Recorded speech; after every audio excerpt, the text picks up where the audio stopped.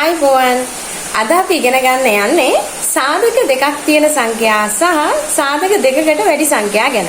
දැන් පුතාලා බලනවා ඇති මම මේ කිව්වේ මොකද්ද කියලා.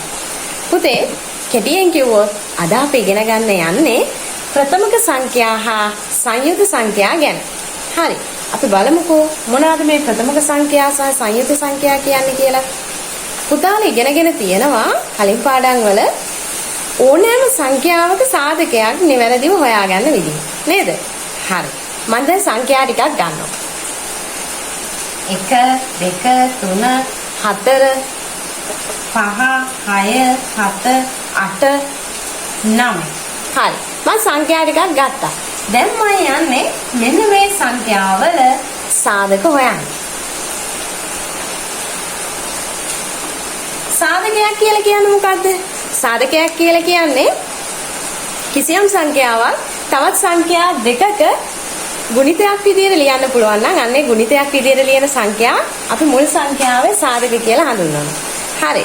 අපි දැන් බලමු එහෙනම් මෙන්න මේ සංඛ්‍යාවල සාධක ගන්නෙ කොහොමද කියලා. එක අපිට ලියන්න පුළුවන් කොහොමද සංඛ්‍යා දෙකක ගුණිතයක් විදිහට? එක්වරක් එක නේද? එහෙනම් එකේ සාධක වෙන්නේ එක විතරයි. දෙක කොහොමද ලියන්න පුළුවන්? දෙක ලියන්න පුළුවන් අපිට එක්වරක් දෙක කියලා. එහෙනම් දෙකේ සාධක වෙන්නේ මොනවාද? එක සහ දෙක. ඒ වගේම තුන අපිට ලියන්න පුළුවන් එක්වරක් තුන. තුන දෙකෙන් බෙදෙන්නේ නැහනේ නේද? හරි. එහෙනම් හතරේ සාධක හතර ලියන්න පුළුවන් අපිට එක්වරක් හතර. ඒ වගේම හතර දෙවරක් දෙක කියලා ලියන්න පුළුවන්. එහෙනම් දෙකක් හතරේ සාධකයක් වෙනවා නේද? පහ ලියන්න පුළුවන් අපිට එක්වරක් පහ කියලා. ඒ වගේම පහ දෙකෙන් බෙදෙන්නේ නැහැ, තුනෙන් නැහැ, හතරෙන් නැහැ. පස්වරක් එක. ඒක මෙතන තියෙනවානේ. ඒ නිසා ඔන්න පහේ සාධක වෙන්නේ එක සහ පහ විතරයි. ඊළඟට 6. 6 අපිට ලියන්න පුළුවන් එක්වරක් 6. ඒ වගේම 6 දෙකෙන් බෙදනවානේ. එහෙනම් අපිට 6 ලියන්න පුළුවන් දෙවරක් 3 කියලා. දෙවරක් 3. ඊළඟට 6 3ෙන් බෙදනවා. අන්න බෙදෙන එක්කෙනෙක් අපි ලියලා තියෙනවා. එහෙනම් එතනින් පස්සේ පුතේ අපි සාධක හොයන්න යන්නේ. මෙන්න මේ 4 තමයි 6 සාධක සියල්ලම. හරි. ඊළඟට 7 අපිට ලියන්න පුළුවන් එක්වරක් 7 කියලා. එච්චරයිද? 7 දෙකෙන් බෙදෙන්නේ නැහැ, 3ෙන් බෙදෙන්නේ නැහැ, 4ෙන් නැහැ, 5ෙන් නැහැ, 6ෙන් නැහැ. එහෙනම් 7 සාධක තියෙන්නේ 1 සහ 7 විතරයි නේද? 8 ලියන්න පුළුවන් අපිට එක්වරක් 8. ඒ වගේම 8 දෙකෙන් බෙදනවානේ. දෙවරක් 4. එච්චරයිද? 3ෙන් බෙදෙන්නේ නැහැ, 4ෙන් බෙදෙනවා. 4 වරක් දෙක අන්න ඉන්නවා. අපි හොයන කෙනෙක්ම ඉන්නවා නම් අන්න එතනින් පස්සේ අපි සාධක හොයන එක නතර කරනවා. පිළිවෙලට චෙක් කරගෙන යන්න තියෙනවා. 9 බලමු. 9 අපිට ලියන්න පුළුවන් එක්වරක් 9. 9 දෙකෙන් නෑ 3ෙන් බෙදනෝනේ. 3ෙන් 3 වරක් 3. 3 වරක් 3 9යි නේද? එහෙනම් ඊළඟට 4ෙන් නෑ 5ෙන් නෑ 6ෙන් නෑ 7ෙන් නෑ 8ෙන් නෑ අන්න 9 ඉන්නවා නේ. හරි ඊළඟට මම ගන්නම් 10. අපි බලමු 10 සාධක හොයන විදිය. 10 අපිට ලියන්න පුළුවන් එක්වරක් 10 කියලා. හරි. අන්න එක්වරක් 10. තව 10 ලියන්න පුළුවන් අපිට දෙවරක් 5. දෙකෙන් බෙදනවානේ. එහෙනම් දෙවරක් 5. ඊළඟට 3ෙන් බෙදෙන්නේ නැහැ, 4ෙන් බෙදෙන්නේ නැහැ, 5ෙන් බෙදනවානේ. පස්වරක් දෙකේ ඉන්නව නේද? එහෙනම් අපි එතනින් පස්සේ 10 සාධක හොයන එක නතර කරනවා. මේ තියෙන්නේ 10 සාධක සියල්ලම. හරි. ඊළඟට මම ගන්නවා 20. 20 ගන්නවා. 20 සාධක මොනවාද?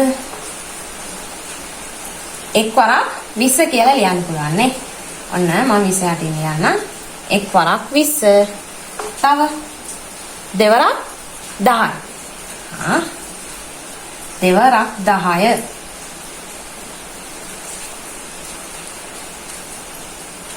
හරි. ඊළඟට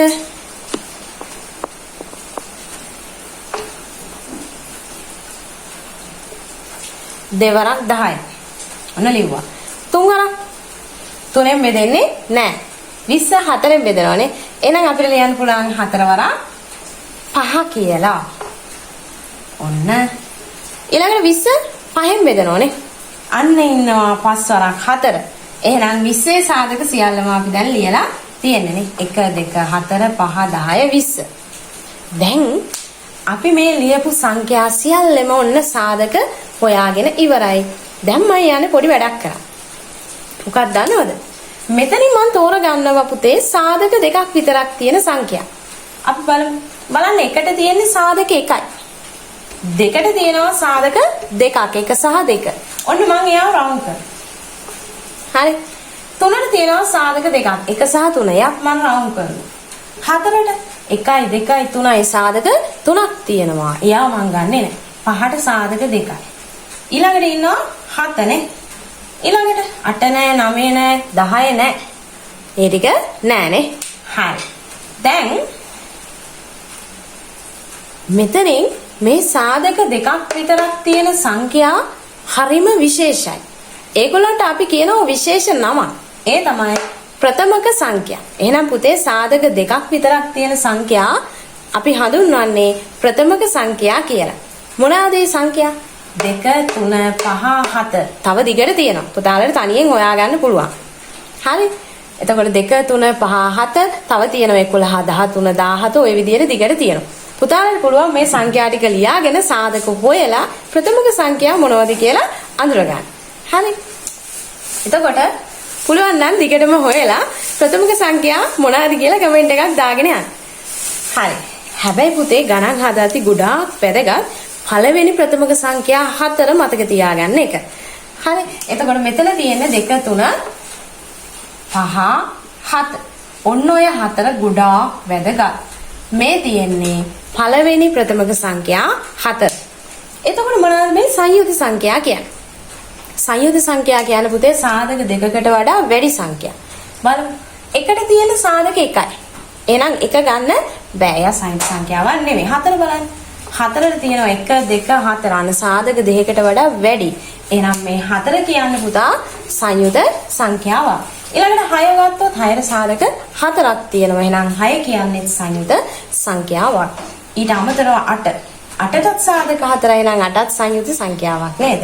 9 සාධක 3ක් තියෙනවා. එයත් සංයුත සංඛ්‍යාවක්. 10ත් එහෙමයි. ඒ වගේම 20ත් එහෙමයි.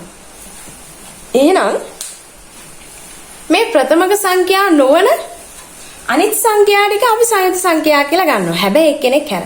කවුද හැර? එක හැර නේද? එක හැර අනිත් සියලුම සංඛ්‍යා මොනවද? එක සහ ප්‍රථමක සංඛ්‍යා හැරුණම අනිත් සියලුම සංඛ්‍යා සංයුත සංඛ්‍යා. එහෙනම් මට කියන්න දැන් මම ප්‍රශ්නයක් අහනවා. මේ එක කියන්නේ ප්‍රථමක සංඛ්‍යාවක්ද? නෑනේ. එක කියලා කියන්නේ සාධක දෙකක් විතරක් තියෙන කෙනෙක් නෙවෙයිනේ. එකට සාධක එකයි තියෙන්නේ. එහෙනම් එක කියන්නේ ප්‍රථමක සංඛ්‍යාවක් වෙන්නේ නැහැ. ඒ වගේම මේ එක කියලා කියන්නේ සංයුත සංඛ්‍යාවක්ද? ඒත් නෑ නේද? ඇයි? එකට සාධක දෙකකට වඩා නෑ. එහෙනම් එක කියන්නේ ප්‍රථමක සංඛ්‍යාවක්වත් සංයුත සංඛ්‍යාවක්වත් නෙවෙයි. හරි. එහෙනම් පුතාලා අද ඉගෙන ගත්තා ප්‍රථමක සංඛ්‍යා කියලා කියන්නේ සාධක දෙකක් පමණක් තියෙන සංඛ්‍යා. ප්‍රථමක සංඛ්‍යා වලින් පළවෙනි සංඛ්‍යා 4 2 3 5 7. ඒ වගේම සංයුත සංඛ්‍යා කියලා කියන්නේ සාධක දෙකකට වඩා වැඩි සංඛ්‍යා. එහෙනම් මම හිතනවා පුතාලට හොඳටම පැහැදිලි වෙන්න ඇති අද පාඩම ප්‍රථමක හා සංයුත සංඛ්‍යා කියන්නේ මොනවද කියන එක ගැන.